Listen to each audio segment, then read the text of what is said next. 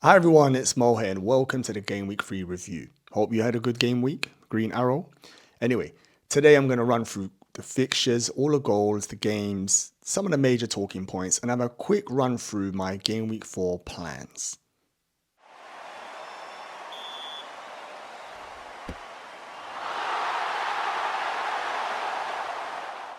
Game Week 3 was Chelsea versus Luton, Friday night fixture at Stamford Bridge. Pochettino couldn't pick a better fixture considering the last game they lost 3-1 to West Ham, and Luton to me look like they're going to struggle away. At home, there might be a different proposition, and we're going to wait to see how they get on, but away, they're definitely someone we can target in FPL. 3-0 winners for Chelsea in the end, pretty comfortable, but I will say at 1-0, there were moments Luton put them under pressure, and if they scored, the game could have gone a different way, but once the second goal went in via Chelsea, it was game over. FPL wise, Chilwell, I don't think any of us have recovered from that 1v1. Like literally, how did he not score that?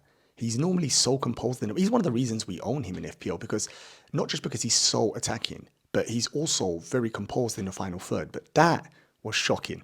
It looked like he just lost his thoughts for a moment and tried to find someone else where really just slot that in Chilwell. Then you've got a goal and a clean sheet. But what can I say? He lost his head and I think he tried to find Raheem Sterling. Still, you're not going to complain. You got the clean sheet. If you own the right back Gusto, then you're really smiling. You've had a great game week. He was outstanding, very comfortable, a lovely deputy for Reece James for Chelsea, so they should be happy there. But for us non-owners, we got off lightly. It could have been worse. He got 2 assists and a clean sheet, but believe it or not, he could have got more. As I said, the game changed. Once it went 2-3-0, there could have been a bigger scoreline and he could have got more assists, or dare I say, even a goal. So Gusto owners, you're smiling and actually winning this game week. Raheem Sterling looks to have turned the corner. At one stage, I was thinking, is he becoming one of them players that obviously he's super rich, he's won every trophy at City, is he almost throwing in the towel? Now, after the last 2 fixtures, and especially that interview when he said that he spoke to Poch about his position and what he wants to do and stuff, that tells me there's still a player in there and he's still hungry. He's still only 28 years old, so he's got so much to give. And last couple of fixtures, and if you look forwards fixtures, he's slowly becoming like someone that we all want in our teams. He's pivotal to Chelsea attack, driving forward, causing havoc. He's going to be winning penalties when, inside the box, he's almost untouchable. Agility levels are ridiculous. He's so small and fast. You just can't touch him. So he, for me, looks nearly the best asset for Chelsea at the moment. So, and lastly, let's talk about Jackson. Loads of us transferred him in this game week. I actually took a hit for him and thankfully he paid it off. For me, it was a no-brainer because I had Pedro, who's frustrating the hell out of me. So Jackson's performance, what can I say? I thought technically he wasn't the best. I thought his touch and some of his runs were not ideal. But I will say this, his work rate was outstanding. Cannot fault that. Running the channels, hunting down every loose ball. I mean, you've really got to give it to him. But as even Hasselbank said in the post-match interview, he was saying that he's got to learn to almost, it's all good, he's doing all the hard work to impress the manager and the team and all that good stuff, but he is the number 9 and he's got to score the goals, meaning he's got to maybe reduce some of them lung-busting runs to the left corner flag and stay closer to the box if he wants to score the goals. So it's that fine-tuning. I think he's trying a bit too hard, but maybe now he's got this goal.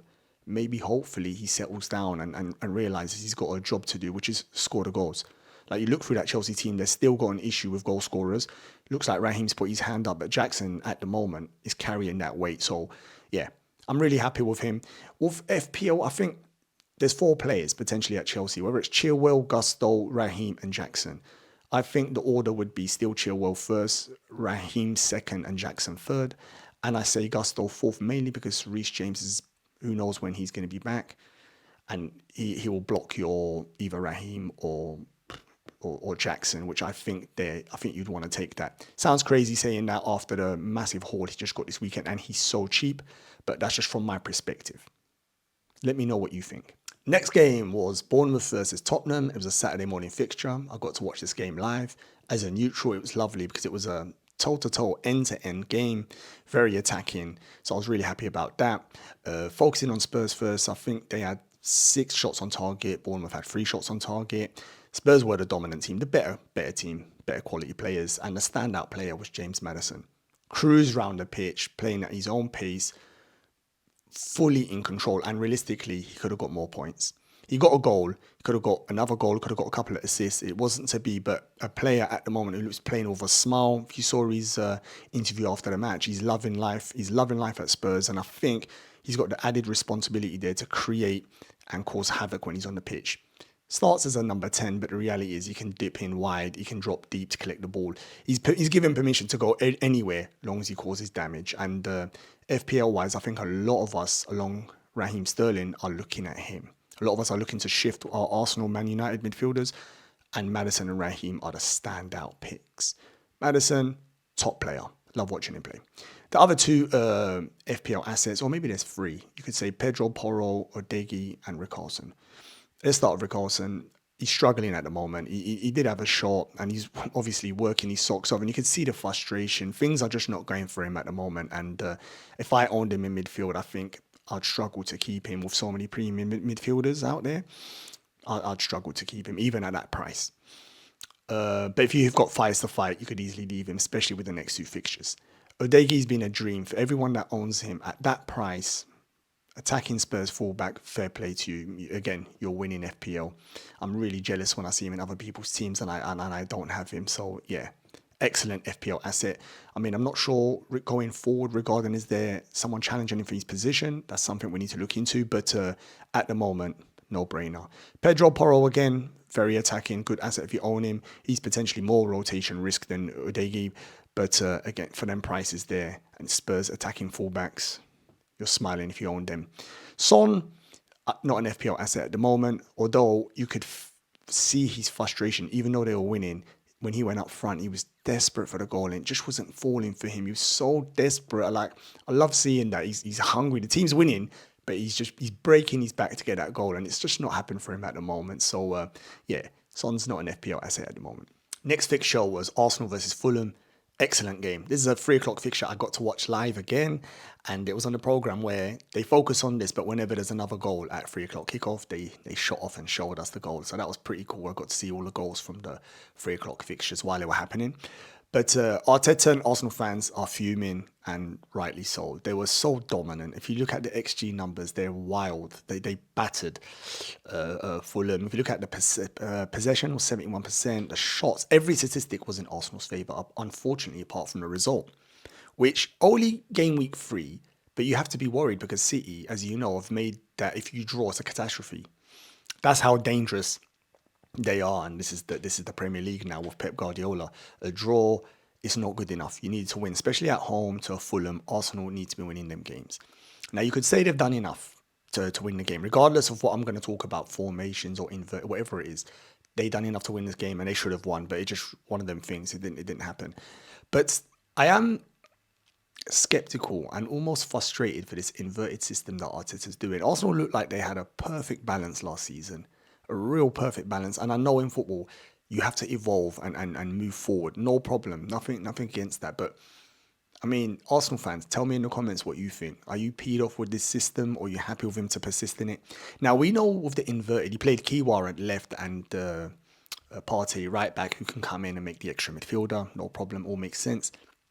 Trossard up front. In theory, when he plays, then the wide players are superior. He's a top player anyway, regardless of in that theory whether he makes wide players better or not. He's just a top player. But they relied on Eddie, the irony in it, coming on and getting the goal for them, which could have been the winner, apart from the late equaliser by Fulham. But this shoehorning an extra attacker now with Kai Havertz, and it's not just Arsenal doing it. The inverted system allows you to bring one more attacker in. I think with Liverpool, we bring in Gakpo at times, where you've got front three and Gakpo still in the midfield. Okay, City, Alvarez comes in. Normally, you wouldn't get two strikers, but Alvarez comes in behind Haaland. So the system has allowed one attacker, in theory, more attacking, but currently doesn't seem like that with Arsenal. I think the balance is a bit offset. Now, I'm not going to be one to pile in on Kai Havertz and what I think of him as a player or not. He's not my cup of tea. And I'm intrigued to see how he gets on with Arsenal, or what you Arsenal fans think of him. Like, let me know in the comments. Should Arsenal just stop playing him now? Because you'd like to think Arsenal playing two attacking fullbacks with Partey and Rice potentially a double pivot, and Odegaard free roam, and then of three attackers. It just seems a no-brainer. Maybe I'm being stuck in my old ways then. The 4-3-3, is it really dead? I don't know. For me, the balance at the moment is off. It's not great. watching Arsenal, even with all them stats, I think Arsenal can be better. And let's see what Arteta's going to do. Is he going to keep working with this to make it work? Or is he going to just revert back to how he was last season, where I think they would have smashed Fulham by 3-4, especially the way they were playing. FPL-wise, Martinelli frustrating again. He actually played really well, but still doesn't materialise. Playing well doesn't materialise in points, unfortunately. Didn't get a goal or an assist. Odegaard, really good. Frustrating for the owners. The reason I say frustrating, they got a penalty, and it looks like they're doing rock, paper, and scissors, or whatever they're doing to decide to take penalties. But Saka took the penalty. Now, again, for us Saka owners, we're smiling. But if you're Odegaard owner, are you gonna? Is it too frustrating? Is it basically every other penalty is gonna be rotated? Trossard played, top player, but for me, with the rotation of the attackers, and it's too much headache to even consider him as an FPL asset at the moment. You would need a couple of injuries, or to see what they do when Champions League starts. If there's a rhythm in place where one plays Europe, one plays Prem, then you never know. Loads are fed up with Martinelli. They might shift him across. I still think he's a good asset, and even against United, could get something. In midfield, Rice played really, really well, but I don't think anyone knows him in FPL, so let's skip along him. Fullbacks, no. Keeper Ramsdale, shocking for the first goal, but not necessarily just all his fault. I think there was a defensive. He was caught out of position, but that was because of how Arsenal lost possession as well. Fulham, Palhinha, top player, coming in with the goal. Nice goal, clean, lovely finish if you've seen the goal already. But no assets from us from an FPL perspective for Fulham. That's my take, unless you think there is one, and let me know in the comments. Next fixture was Brentford versus Crystal Palace. I think a lot of us that own Brentford assets were all not worried, but we knew that Palace would be a tough nut to crack, and it turned out to be the case. 1-1 was the result. No one really won from this. I mean, Flecken got a save point, but making 4 saves. But if you own Henry and stuff, clean sheet bust. If you own Buemo and Wissa, attacking perspective, really gone. Palace, if you're Eze, you're still frustrated. Although Palace fixtures and his price, things could still turn around for him, but I'd be surprised if you're not really frustrated and looking to transfer him out. Didn't get to watch this game live, but just saw the goals. That was it. So, yeah. Everton v Wolves. Again, didn't watch this game live. Seen the extended highlights, and looks like Everton were about to keep a clean sheet. Very frustrating for our Pickford owners. Very, very frustrating for him to concede. I actually saw him making a brilliant save. I can't remember if it was offside anyway, the whistle went, but still, one of the best saves I've seen. Excellent save by Pickford. Sarr on the other end was extremely busy. He made loads of saves. One in particular, outstanding. So it was like a battle of the two goalkeepers. But unfortunately for us Pickford owners, it's been a frustrating own. Yes, 4.5 million, and not like any other. The 4.5 millions are scoring really high, but yeah, not great at all. Considering we put 2 and 2 together. Daesh, the preseason, they kept a couple of clean sheets. We must have been thinking, look, he's the best of the bunch, but it's not turned out that way. And if you have a luxury transfer and you can move him on, I think it makes perfect sense. FPL wise from this game, there's not really much else to talk about, is that you shouldn't really own players from either of these teams, apart from nutters like me who own Pickford. Next game was Manchester United at home to Nottingham Forest. Really exciting game. Like very early, I saw the notifications pop up. Nottingham Forest got 1 up, and then again 2 up, and I'm like, whoa, what is actually happening? A lot of Man United fans in uproar. My Twitter notifications were popping off because everyone was in total shock, especially if you owned Onana and expecting clean sheets or another defensive asset from Manchester United. He was already frustrated. It was already in the bin, this fixture. But attacking-wise, Manchester United were fully in the game still.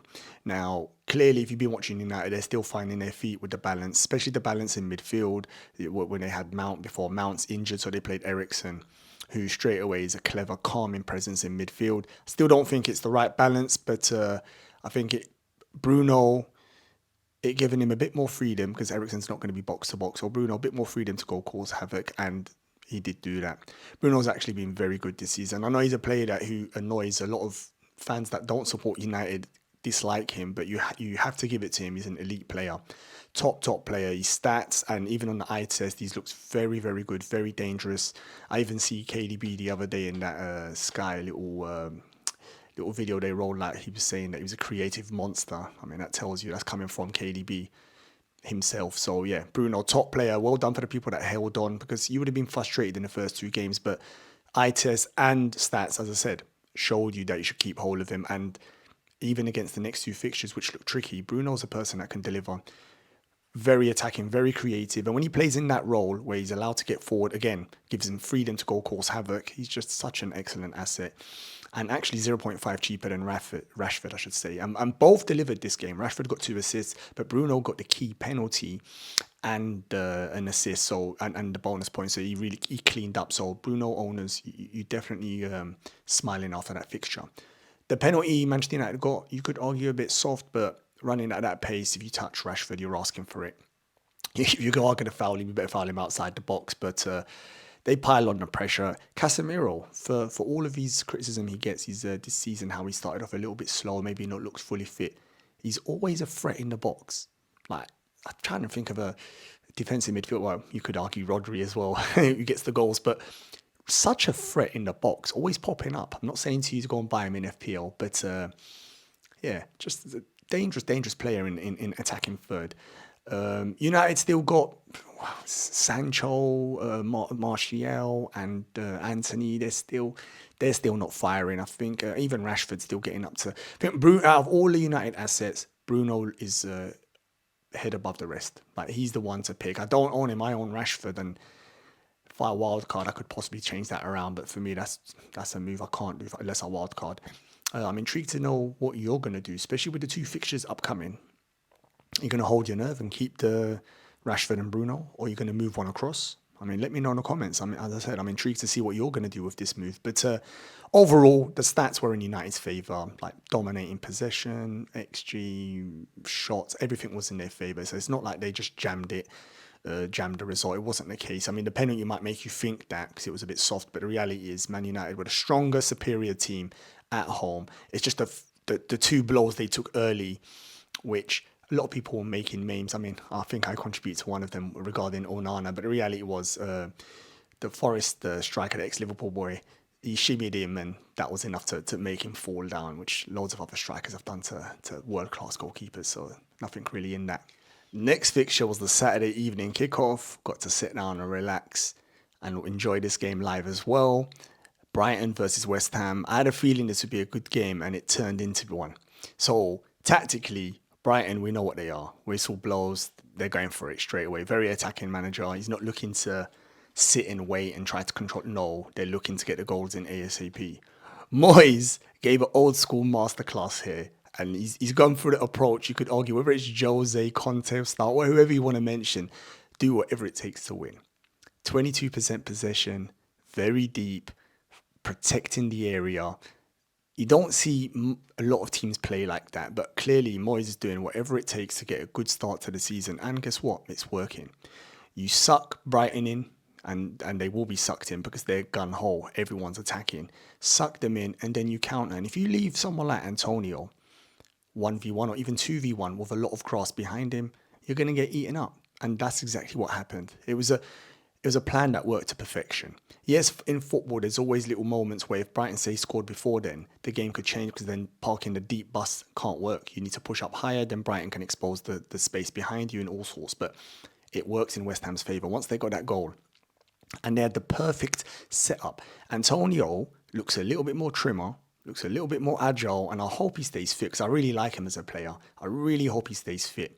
He got taken off after, so hopefully Moyes is thinking about protecting him and looking after him, and they still need another attacker in that position as well to make sure he doesn't play too many games.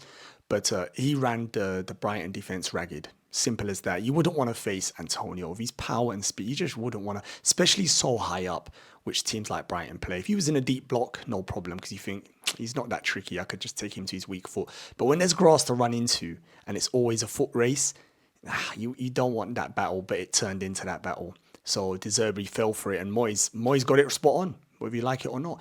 Bowen again. Is this the Bowen from 2 years ago? He looks on it. Looks very dangerous on the counter. He suited this. They left him with space, causing havoc. And they're the 3 main FPL assets I would like to talk about from West Ham. So it was Antonio, Bowen, and Ward-Prowse. Now, yes, a lot of us might not own any of these, which is cool. Maybe when the fixtures get a bit easier, we might consider them. But at the moment, the signing of Ward-Prowse has been outstanding. They've used that Rice money really good. Is it the new boy as well? Is it Alcaraz? Hopefully I pronounced that correct. He's been very good as well. But it's the old boys who's really impressed. And Brighton couldn't live with them. Full stop. They just couldn't live with them. And yeah, the game was realistically won. Brighton piled on non-stop pressure, as you could tell, bringing on more attackers. Pedro, a lot of us on Pedro, very, very frustrating. I mean, I got rid of him this week because I just can't handle having a player like that who, not only his rotation, you don't know if he's going to start or not. When he does play, is the minutes he either comes off early or he comes on, so he just interrupts even your bench as well. So just a frustration. But I will say this in his favour: when he came on, he looks really good, and I think he linked the play up pretty well. I'm not sure with the Welbeck and Ferguson partnership that De Zerbi tried, and whether he'll go back to it or whether this result he'll put the blame on doing that change. I'm not sure yet. I'll be intrigued to see what Brighton fans think, and what do they put that result down to? Just a freak result because tactically West Ham got it spot on and took the chances they had, or do you think that balance is not correct? Whether it's in Cecil or Pedro have to play a more creative slash midfielder attacker instead of an out and out attacker where you have two like a Ferguson and Welbeck. Does that offset the balance? Is that interrupted Brighton's team? I've only seen it the first time, that partnership, so we need to watch it a bit more. But I have this strange feeling that I don't think De Zerbi is going to play both of them again together. So yeah, let's see there. But West Ham, well done, got it spot on, punished Brighton. Like, this is what makes us watch football. It's not just all gun-ho attacking, this modern day, Arteta, Klopp, Pep, all of this, 8 men in your box. No, Moyes done it the old school way and he got the result. And that's what football's about. Love that. The first fixture Sunday morning was Burnley versus Aston Villa. Now, Burnley, FPL-wise, none of us really should own any of their assets, not yet. Although I've heard from a player who's played against them telling me that they're an outstanding team and it was one of the hardest games he's played this season, just chasing saddles. So that's interesting. So I expected a bit more from them, but clearly they're still finding their feet in the Premier League. And yeah, they're gonna struggle before they get some momentum going. But I did expect a bit better than this result. I didn't expect Villa to win so comfortably in the end. Aston Villa, on the other hand, FPL-wise, we should definitely be prepared and be ready to bring in some of their players if you don't already own. I think quite a lot of us own Watkins, and I can see why. Solid minutes, pivotal to their team, integral to their system, regardless if they play the 4-2-3-1 or play the back three. He's so important to them, and I think that he could have got even more points. So owners are frustrated, and I could see them pulling the trigger from him to Jackson, but I will say, definitely consider that. Look if you can find a way to keep him as well, because he's been excellent. And he's dodged the points. Similar to how Bruno, if you got frustrated and got rid of Bruno, look, he rewarded you. And Watkins could be about to do the same. Minutes are a certainty. In fact, you could argue the backup is not there for Ollie Watkins. He is everything to them. DRB is the next asset we need to talk about. The big signing from by Leverkusen this summer. Speed machine. He settled in pretty well. Maybe frustrating the first 2 weeks, but this weekend he delivered. Another one that we could look at. There's so much midfielders, hence the reason maybe he's not as priority as maybe say a Watkins. Or the next asset I'm going to talk about, Matty Cash. Now, yes, I know you shouldn't go chasing points that have already gone. You're not going to get them. And the odds of him getting a double goal, it won't happen this season. I mean, that's the reality of it. It's so rare. But if he is going to play in this wing-back position when they play a back three, he's extra exciting player to own. And at that price, and with the fixtures potentially changing, going in their favours, and then let's add that this Aston Villa team are really strong. I actually think this might be a controversial statement, and please correct me, let me know if you think this is impossible. They might be this season's Newcastle and challenge for the top four. Yeah, that's how strong I think they are. If they build on what they done last season, they need luck with injuries. You could argue any team does, but they especially do with someone like Ollie Watkins. If they get that, they're going to be such a threat. And Matty Cash is going to be an unbelievable asset. Cheap, strong team, strong defensively. I mean, a lot of us were considering one of their defenders, whether it was Mings before he got injured, Konsa, Pau Torres. I'm not going to mention that left back. You know who it is. I'm not going to go there. I'm not even going to mention him. That's how dangerous he is within the FPL community. You must know who I'm talking about. You must. Come on, tell me in the comments. But anyway, Villa, strong, solid. When I wildcard, definitely I'll have a couple of them in my team. At the moment, I'm watching them from afar and just keeping an eye on their assets. The next fixture was Sheffield United versus Manchester City. Manchester City won the game 2-1. The stats and everything will or watching the match would tell you looked like City were very, very comfortable. I will say Sheffield United put in a really resilient performance, and at one stage 1-1, they looked like they could nick a draw here. It would have been a ridiculous result. Considering for a team like Sheffield United, this is a throwaway game. Like, you're playing the best team in the world. You're not expected to get anything. So decent performance from their perspective. Let's focus on City. The possession was 79%. I think they had 30 shots. It tells you how dominant this Pep Guardiola team is. This almost depressing for the Premier League and the other teams. They've already won 3 out of 3, and they won the league last season. And last season they mucked about at the start of the season. Yes, when he first started to tweak and play the Rico Lewis and the 4 centre backs, he was going a bit bonkers, and they still won the league. And if you're telling me they're not flowing yet, which you could argue no team in the Premier League's flowing, but they're still winning. It's looking really bleak for anyone else to challenge them at the moment. Me personally, I was hoping Sheffield United got something just to spice up the Prem, because this could get embarrassing. Like, that's the reality of it. And I think they'll be the first team to win 4 Premier League titles in a row? Is that correct? Correct me if I'm wrong in the comments, please. Haaland missed the pen, was super fuming, still got his goal. You can't stop the Terminator. He just scores every game. But you might highlight and say this is the second game week you could have gone against him as a captaincy and won. It's a rarity, but you could have. I mean, next game's Fulham. You'll be petrified to not put the captaincy on him. But yeah, just putting it out there. Phil Foden, biggest frustration. Loads of us bought him in. Looks really good. Last 2 games look really good. I jumped in as well. I was really disheartened to hear that he was unwell and was on the bench, and Bernardo Silva came in. So I was really upset. Fortunately, in true FPL form, he came on and jammed his way to a FPL assist. Rodri picking up the winner. I was speaking earlier on about Casemiro, such a threat in attacking third for a DM, and Rodri's the same. How many goals has Rodri got Manchester City and got them the 3 points? Important big games, he turns up. For someone whose job is to control and protect the back 4, he's such an intelligent and dangerous player in the final third, and he got the winner for them. Fair play. Alvarez, 3rd game in a row playing, but no returns for his owner, so they'll be a bit frustrated. But minutes look good for now, until Champions League or Pep does a Pep, who knows. But I think if you own him or Foden, you just stick with it, especially with Fulham at home next. I mean, you saw what Arsenal done to them. I know it was only a draw, but can you imagine what City... I know football doesn't work like that, but in theory, if City get it right and they get an early goal, yeah, you know what can happen there. So good luck if you are going to go against Haaland as captaincy. Defensively, they conceded a goal. So anyone that bought in Ederson had the luxury transfer to move, say, Pickford to Ederson, you'll be fuming. Or if you got Diaz or any of the Gvardiol, any of the other defenders, you'll be upset as well. You'd think that was a game that they would keep a clean sheet on, but there weren't many clean sheets this game week. And if you look at that, maybe we need to buy cheap defenders and put all our money in midfield and attack, because clean sheets look far, far away at the moment. It's hard to predict them. Last but not least was the fixture of the weekend. Sunday, Super Sunday, I should say, 4:30 kickoff, and it was Newcastle United versus Liverpool. Now, this game lived up to expectations.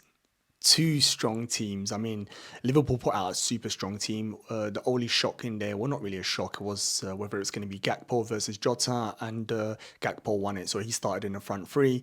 For Newcastle, very strong team. I think nothing really that shocked us. Industrial midfield with Jolinton, Tonali and Gameres, super strong. But game kicked off, and immediately Gordon causing havoc for Trent. Surprise, surprise, Trent in another game getting eaten up by another winger. Big problems. I will say the first yellow card he got was super harsh, because realistically, Gordon, if anything, should have got the yellow card for pushing him. But refereeing at the moment has been a bit embarrassing in the Premier League. That's my honest opinion. Not sure what you think. I think it's been really poor. There's a lot of decisions. There's only 3 game weeks in, and I can't remember who I saw say something within Twitter to say that it takes them a little while before they collaborate the refereeing results, and that they have a meeting and then they try to improve, because at the moment it is all over the place. For Trent to get the yellow for almost just throwing away the ball in frustration, which, yeah, no problem in isolation, it could be a yellow, but he got thrown onto the floor. Anyway, Trent's head was all over the place, you could tell. And then straight after that, there was an incident when Gordon just ran past him. He knew he had him for legs, ran past him, and Trent put his arm out to try to like slow him down. It wasn't malicious, but still, that could have been a yellow. I think the referee deep down knew he messed up the first one and kind of balanced it out and let that go. Now, with all of this going on, Newcastle piling on the pressure, like very strong, very confident. They had Liverpool in a bad place at this moment. So Liverpool trying their best to keep the ball for a bit, and as a result of trying to keep the ball goes to Salah. He takes a touch and he passes it back to Trent, which you should do because you want to keep possession and try get a breather. Otherwise, Newcastle will get you. Like, there's just so much pressure. But the ball went under Trent's feet. Big mistake, and that was it. Gordon was gone. Trent tried to turn around and chase him, and even Van Dijk tried a little chase, but no chance. It was an excellent finish by Gordon, clean, straight through Becker's legs, 1-0 up. At the time, fully deserved. You could not argue with that. Now, after the 1-0, Liverpool all over the place. Through ball by Gordon, who was having a really good game, like cut in. Trent at the moment was all over the place. He didn't know if Gordon was going to go on inside, on the outside, and he had him on toast. He really did.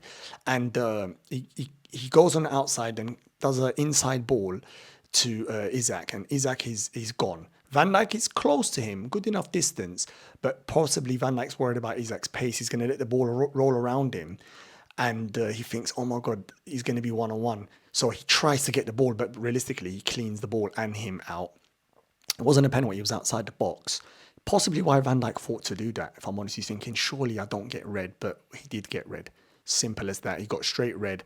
Liverpool all over the place. Newcastle fans going bonkers, and rightly so. They're totally dominating the match. Liverpool got one of the best centre-backs in the Premier League sent off, and they've got a free kick in a dangerous position. So for me as a Liverpool fan, I was really like thinking, I've got to turn this off. If they score from this free kick, I think that's enough for me. Let me go and have a little lie down or go for a walk. But anyway, they missed that. Klopp made a couple of changes you could tell the changes were to settle the team down. I think he brought on Gomez. Unfortunately, Diaz, who looked lively, had to be sacrificed, which made sense. And tried a couple of permutations. I think Klopp went to a 4-4-1, Salah through the middle, and he played Szoboszlai on the right wing, and he played Gakpo on the left, who's versatile. So he tried that at first, and it was the two, Endo and McAllister in midfield. I will mention Endo looks really off the pace. Like, it's a big ask to come straight into a Premier League team and to play in this Liverpool team who are so offensive. I mean, Klopp did say that to him when he joined us, that good luck, basically. It's such an offensive team and you are left alone. But he looked off the pace as well. But the changes worked, and Newcastle had chances, but they didn't capitalise on this. And as you know how the result ends, it comes back to hurt them. I'm not sure if it was psychological that they slowed down, or, I mean, Eddie Howe did say, to be fair, that Liverpool were content to sit behind the ball, and you would. Why are you going to go toe-to-toe with your man down? Premier League is hard enough away at Newcastle to try go to toe with 11. So with 10, you have to sit back and hope, keep the game alive until the last 10 minutes. And that's exactly what Klopp done. So from a Liverpool perspective, it was a spot on tactically. From a Newcastle perspective, I did think that they didn't put their foot down and they should have really gambled. Maybe you could have argued, brought on another attacker. I mean, you've got one man extra in football. That's such a big deal. But they didn't. They were more than content. And you could argue, if it wasn't for Alisson, who is so far the best goalkeeper in the world, it's ridiculous. For Alisson, by the way, I should mention it, is bordering on one of the best goalkeepers I've ever seen in the Premier League. That's how good he is. Like, he's up there. He's definitely top 5 in the Premier League. And that save he made was ridiculous. I mean, Eddie Howe, who's a manager, said it's the best save he's ever seen. That tells you straight away. Kept Liverpool in the game, and then the luck again. I think second half, Almiron, who was also having a really good game. Robbo, who is actually, unlike Trent, 1v1, very good defensively. He had a difficult time. Almiron was on it and was unlucky for the post. So at this time, Liverpool, you need, because if you look at the chances, naturally, you need a bit of luck on your side, and the luck was there for Liverpool as well. You need, as well as doing the tactical changes and keeping in the game, you need luck. And that post was luck. That was Liverpool's, there's a little chance here. Anyway, game carried on. Newcastle fans started to get a little bit nervous, and then Klopp made the other changes. And the big change for me was when Elliott came on as well. Elliott played the sort of double position of the in midfield and the right wing. And the big, obviously, the monster change was Núñez coming on. Now, for me sitting at home, it was a no-brainer. The reason I say that to you, when I look at that Newcastle defence, who arguably is the best defence in the Premier League, the one thing they don't have is pace. Like if you're a speed merchant, you look at them, you want them to play high up because you run past them. I would look at them and think this is easy. They're not speed machines. Like they don't have like a Canute or a Van Dijk or a in a foot race. Like Shaw and Botman, I'm not saying they're slouches, but you think Nunes will be looking at them thinking, this is beautiful. And that's exactly what happened. Exactly what happened. All you needed to do is keep encouraging Newcastle further up the pitch to the halfway line and then look for the through ball to Nunes. And Nunes, one thing, you could say whatever you want to say about him, a donkey and he needs 20 chances, and it's hard to argue with his conversion rate at the moment. One thing he has got is an athletic machine. So once is it Dan Burn? There's a lot of luck there. I think he hits his back and then his leg and then it falls in front. But there was a warning before that chance where, who is it? I can't remember who it was, put Nunes through, but he had a bad touch which brought him back into traffic where if his touch was in front of him, he was home sweet home. Anyway, he got the luck. Ridiculous finish. Like you couldn't put it, if I gave the ball to you with your hands, you couldn't put it in a better place. Ridiculous. Pope, who's a giant and an excellent goalkeeper, no chance. Now Newcastle fans and the Newcastle team nervous. Are we actually blundering this with 10 men? Like we're 1-1, we're at home. Do we go for the win or should we just take the draw because it's a bad day in the office? They didn't do either. And Bruno Guimaraes, what a player he is, top bracket player, messes up a pass in central midfield and it bounces nicely for Salah, who, yes, 12.5 million for an FPL asset, maybe too expensive to be content with just an assist, but plays a beautiful pass in between the centre-backs. And again, once Nunes took the right touch, it's impossible you're not going to catch him. Not that back four's never catching him. He just ate them. And the finish was gorgeous. So Nunes, the unlikely hero, but sitting from a back, I thought it was the perfect move by Klopp. I think Klopp played an absolute masterclass yesterday tactically. Forget the part you need luck and stuff, because you do. You need loads of luck. He needed Becker to do what Becker does every week. And he needed that post. Because if that goes in 2-0, the game's over. I don't care what tactics you do. Games that you're demoralised. At 1-0, you still think there's a chance. Newcastle will be broken. And I saw Eddie's interview after. He was completely dejected. And rightly so. They were comfortable, dominating.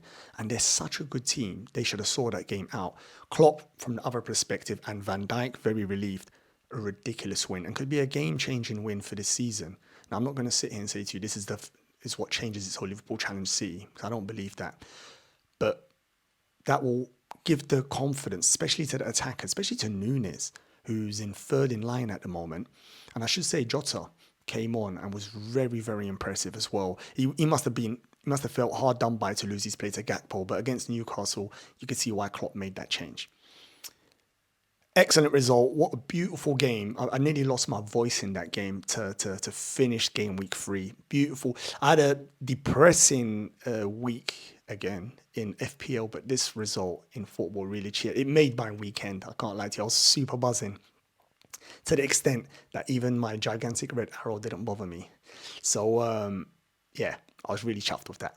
That was the roundup of all the fixtures and what happened in game week 3. Looking at my team, I scored 48 points. I had 2 free transfers, but still took a -4 because that's how bad my team was. And I look at it now and it's still in a bad way. Pickford he lost a clean sheet, but it is what it is. Shaw and Gabriel I've still got in my team hurting me, so I had to rely on my sub Kabore to give me the 1 pointer, which is not ideal. Chilwell thankfully got me some points, and Estupiñán got peppered via West Ham. Midfield, I think most of them returned apart from Mbeumo, who was one of my transfers in, so you could argue was that too reactionary considering they were playing Crystal Palace, which is a difficult fixture, or I went for it thinking he's the type of player, if you don't jump on, it could keep just hurting you. So I'm not too upset. He's a player that can stay in my team for the foreseeable future. Brentford got nice fixtures. The other one was Phil Foden, who I bought in, and was really gutted that he didn't start, but was super happy as well that he came on and jammed his way to an assist, so I'll take that. Martinelli, close, but not close enough. Rashford with 2 assists, really happy there, so overall, not too bad.